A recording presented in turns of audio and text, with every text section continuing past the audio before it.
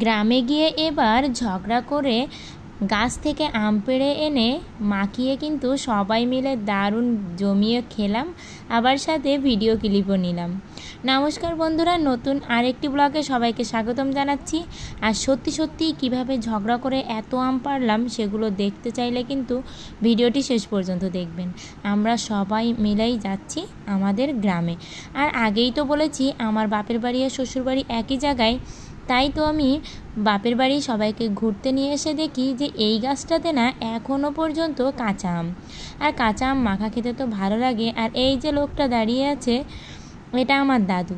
এখন সে না এমনিতেই তো বাবাদের জায়গা জমি কিছু ভাগই হয়নি, তারপরেও সে ভীষণই মানে একটা ভাব দেখাচ্ছে যে এটা তার গাছ, মানে যে যার মতো জায়গা নিয়ে খায়, কিন্তু এমনিতেই জায়গা অনেক ফেলানো আছে।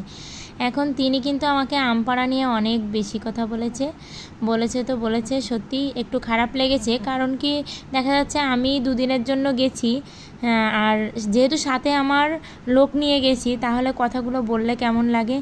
আর বাবা তো যেই না শুনেছে যে মেয়েকে এমন বেশি কথা বলেছে, দেখুন মানে ঝগড়া বাঁধিয়ে পুরো আম গাছে উঠে আম গাছে যত আম ছিল তার মনে হয় 80% আমই পেড়ে ফেলেছে। মানে এতগুলো আম এই যে দেখতে পাচ্ছেন না, প্রায় আমাদের এক বস্তার মতো আম হয়েছিল।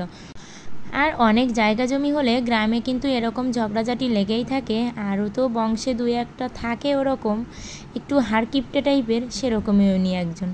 আর এই যে এখানে আমার বাবা তো দেখুন বলছে যে সব পেড়ে নিয়ে যাব, আমরা বলে ঠুলে বলছি যে আর পাড়া লাগবে না, তাই বাবা নেমে আসছিল। আর তারপরে তো দুপুরে সবাই মিলে পেয়ারা মাখা আর আম মাখা খাচ্ছিলাম। আর এই গ্রামে গিয়ে তো মানে আমরা তো মাখামাখি ঘোরাঘুরি দেখাইছি, আরও অনেক জায়গায় গিয়েছি, তার আরও একটা ব্লগ ছাড়বো।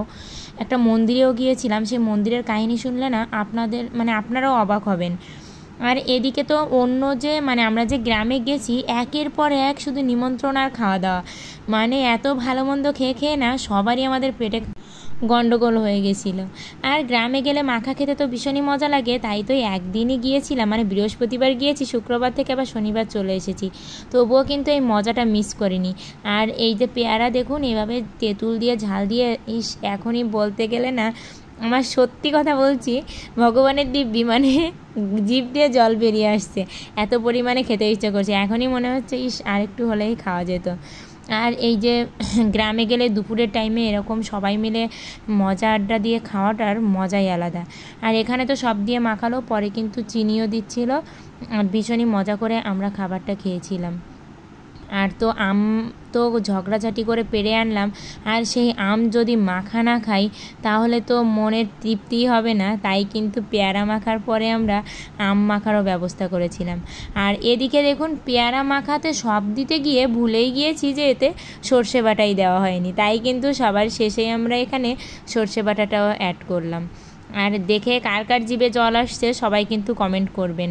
আর এই পেয়ারা মাখার যদি আপনারা রেসিপিও জানতে চান তাহলেও কমেন্ট করবেন। আমরা এরকম ভিন্ন স্বাদে পেয়ারা মাখা একটু খেয়ে দেখবেন, মানে তেঁতুল দিয়ে এভাবে মাখিয়ে দেখুন কালারটা যা এসেছে না, এখনই মনে হচ্ছে জানি খেয়ে ফেলি।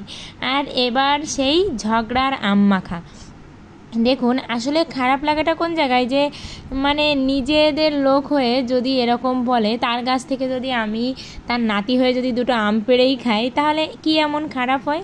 আসলে কিছু কিছু লোক এমন থাকে। তারপরেও আমি আবার ওরকম না যে সে দুটো বেশি কথা বলবে আবার জিনিসটা নিয়ে আসবো, কিন্তু বাবা তো মোটে শুনছে না, কি এজন্যে বলে না যে মাথার উপরে বাবা থাকা মানে একটা বট বৃক্ষের মতো ছায়া দেওয়ার লোক। আসলে মেয়েদের কাছে, আমি ছেলেদের কথা বলতে পারবো না, তবে মেয়েদের কাছে বাবা একটা অন্যরকম ইমোশন। মেয়েদের জীবনে যদি কোনো মানে কি বলবো উত্তম পুরুষ থেকে থাকে আমার মতে বাবাই ফার্স্ট। মানে বাবা, স্বামীকেও প্রথম স্থানে দেওয়া যায় না, কারণ বাবাকেই প্রথম স্থানে রাখা যায়। মেয়ের সুখের জন্য বাবা সব কিছু করতে পারে। আর এই আম মাখাতে না একটু দুধের সর দিতে পারলে অনেক বেশি ভালো হয়, তবে দুধের সরটা তো আর ওই মুহূর্তে পাইনি, তাই তো আমরা এখানে দুধটা অ্যাড করেছিলাম। দুধের সর দিয়ে এভাবে আম মাখিয়ে খেয়ে দেখবেন, অনেক বেশি মজার হবে। আর এখানে দেখুন আমরা তো এই ব্রিজের উপরে এভাবে নদীর মানে নদী বললে ভুল হবে, এটাকে খাল বলি আমরা আমাদের গ্রামের ভাষায়। এই খালের উপরে এভাবে তিনজনে কলাপাতায় নিয়ে না ভীষণই ছবি তুলছিলাম আর খাচ্ছিলাম। আর এই যে বর্তমান সময়ের যুগে এভাবে খাই আর না খাই, আগে ছবি আর ভিডিওটা ঠিকঠাক করতেই হবে।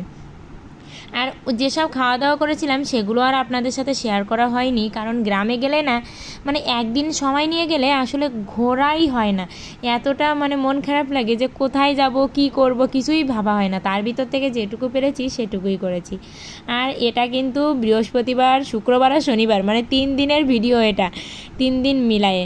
আর এখানে হচ্ছে এই তুলসী পাতাটা দেখুন কত বড়। আমরা যেহেতু সকাল সকালই খুলনায় চলে আসব, তাই একটু গোপালদের জন্য তুলসী পাতা আর ফুল তুলে আনছিলাম। আর এখানে আমি তুলসী পাতা তুলছিলাম আর ভিডিও করে দিচ্ছিল।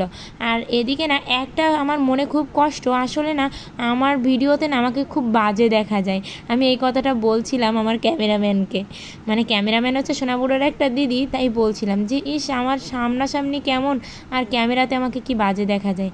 আর গ্রামে না এখন এই যে বৃষ্টি পড়েছে না, চারিদিকে শুধু সবুজ আর সবুজ, চোখটা যেন জুড়িয়ে আসে। ভিডিওটি ভালো লাগলে অবশ্যই লাইক কমেন্ট করবেন আর সাবস্ক্রাইব করে বন্ধু হয়ে পাশে থাকবেন।